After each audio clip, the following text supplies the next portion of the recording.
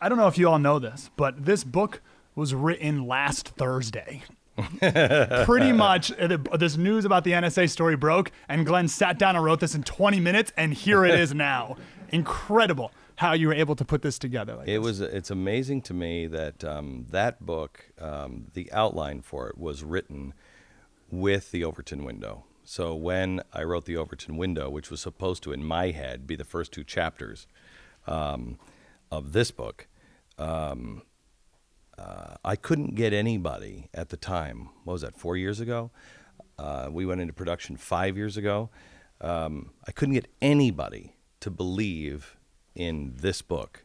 Everybody said, for instance, there's parts where there are people on the border beheading people and putting their heads on a pike as a warning.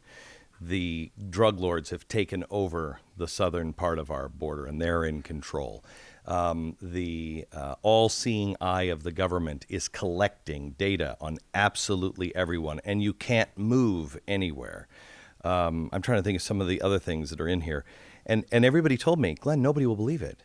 Nobody will believe it. This is science fiction. And I said, just last summer, it was supposed to come out last summer, and I just didn't like the way it was coming out. And I said, I'm not going to release it unless it has all of those things in it. Mm-hmm. And last summer I said, I kind of kicked a little butt because people were thinking that they were going to win, and they just weren't. Mm-hmm. And I said, you better hurry, because soon this book will be a history book, and then it won't be quite so enjoyable.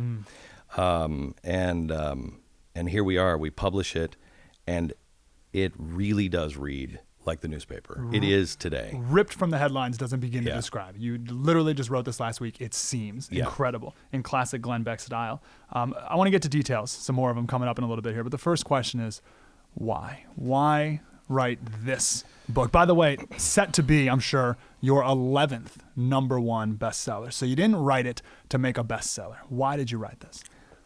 Wrote this, and people will understand in the coming, probably for everybody to get it for a year, but if anybody is coming out to Man in the Moon this summer, that is really kind of my coming out party. And that is to show the entertainment industry, back off. You have a competitor, and a serious one. And I'm not scheduled to make a dime off of Man in the Moon. We're hemorrhaging money at this point.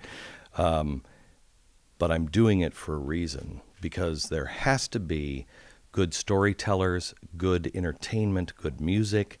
There has to be, quite honestly, people that have the cojones to run Jack Bauer without the PSA that says, now just remember, everybody, not all Muslims are bad. We're not that stupid. We get it. And tell the truth and make the bad guys who the bad guys really are, not some former Nazi who then is working for an oil company. And so when I first started the series, Overton Window, the intent was to take the information that we had and synthesize it in a story form so you could give it to a friend. I've asked Simon & Schuster if they would take my name off the cover, and they won't. And it bothers me. Why would you want it off the cover? Well, for a couple of reasons. This one, for instance, is my story. But the last book we read, Agenda 21, is not my story. That's Harriet Park, and I don't feel like I don't want to feel like I'm scamming anyone. This one is my story, and this one I want my name taken off for a different reason.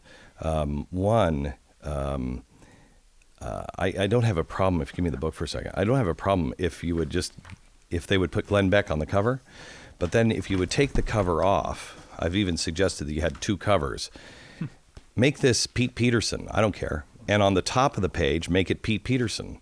So that way, you could give it to a friend who might hate my guts, and you could say, you've got to read this. This is tremendous.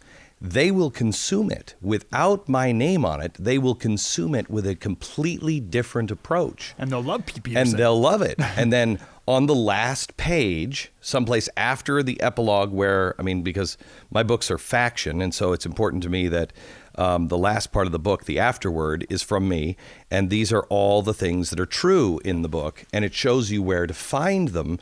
So you can say, this is not a fiction book. This is a faction book. It is fictional characters set to real things that are actually happening.